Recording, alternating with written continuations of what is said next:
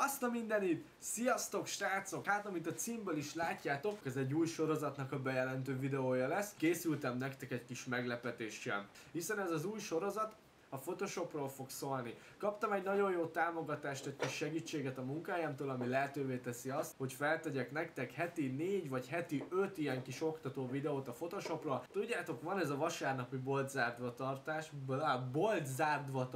van ez a vasárnapi bolt zárva tartás, vasárnap én sem fogok feltenni videót.